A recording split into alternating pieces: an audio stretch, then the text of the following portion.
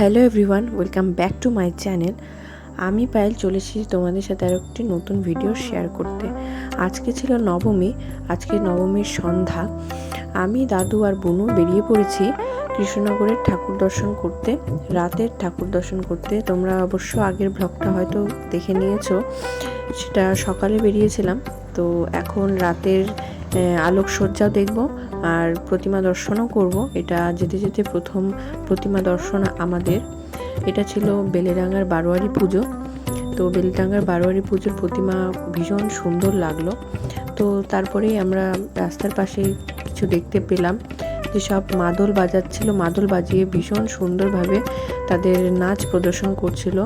তো দেখে ভীষণ ভালো লাগলো। এখানে অনেকেই এসেছেন বাইরে বাইরে থেকে, দূর দূরান্ত থেকে এখানকার সব প্যান্ডেল দেখতে, এখানে প্রতিমা দর্শন করতে।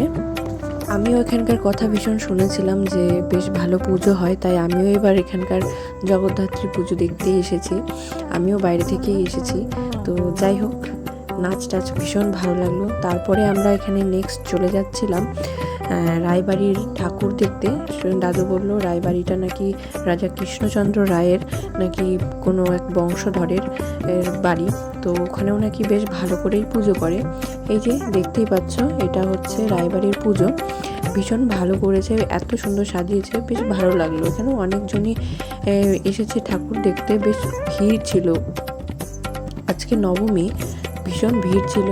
তো ভিড়ের মধ্যেই আমরা ঠাকুর দর্শন করছিলাম আর আলোকসজ্জাগুলো দেখছিলাম, বেশ সুন্দর লাগছিল আমাদের। তো যাই হোক, সকালের ভিডিওটা পোস্ট করেছি। সেখানে রাজা কৃষ্ণচন্দ্র রায়ের বাড়ির এবং বুড়িমা রয়েছে। যারা এখনো পর্যন্ত দেখোনি, তো চাইলে দেখে নিতে পারো, আমার চ্যানেলে রয়েছে, গিয়ে দেখে নিতে পারো। তো যাই হোক, তারপরে আমরা নেক্সট এখানে আরেকটা প্যান্ডেলে চলে এসেছি। দেখতেই পাচ্ছ, প্যান্ডেলটাও বেশ দারুণ করে সাজানো হয়েছিল।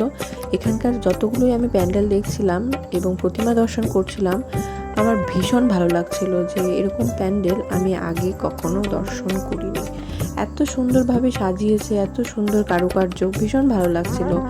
এবং তার সাথে মায়ের মূর্তিগুলো, মুখগুলো সত্যি ভীষণ মায়া ভরা, ভীষণ ভালো লাগছিল।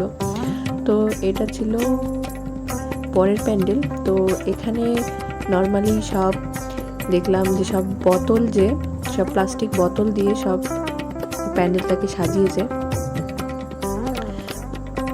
দেখতে পাচ্ছ সব বোতল, তারপর প্লাস্টিকের সব গ্লাস ছিল এবং পাতা, সব এগুলো দিয়ে কারুকার্য ছিল। তো যাই হোক, সেই আমাদের প্যান্ডেলটা দর্শন করা হয়ে গেছে। তো তারপরেই যেতে যেতে রাস্তার পাশে এত সুন্দর একটা মায়ের মূর্তি দর্শন করতে পারলাম।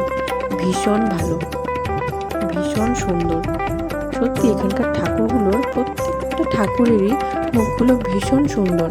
তো এটা ছিল যেতে যেতে নেক্সট যেই ইয়েটা প্যান্ডেল। তো ভাগ্যক্রমে একটা ভীষণ ভিড় ছিল, লাইন ছিল জন্য আমরা সেই প্যান্ডেলে ঢুকতে পারিনি।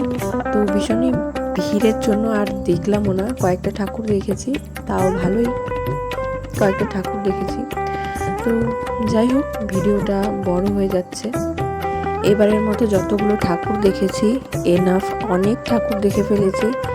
আর এখানে যেহেতু টোটোও চলছিল না, পায়ে হেঁটে যতগুলো দেখা সম্ভব হয়েছিল ততটুকু দেখেছি আর তোমাদেরকেও দেখানোর চেষ্টা করলাম। তো যাই হোক, থ্যাঙ্কস ফর ওয়াচিং। অনেকটাই রাত হয়ে গেছিলো, 10:30 মতো। আমিও বাড়ি চলে এসেছি। সাথে থেকো, আর ভিডিওটা ভালো লাগলে অবশ্যই একটা লাইক করে দিও। বাই।